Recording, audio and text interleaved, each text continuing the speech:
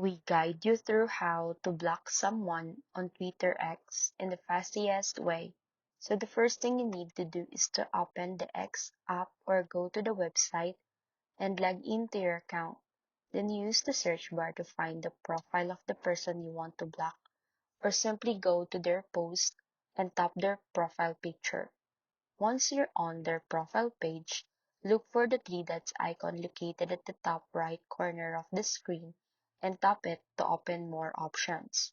From the menu, select Block, and confirmation message will pop up explaining what happened when you block this account, including that they will no longer be able to follow you, message you, or interact with your post.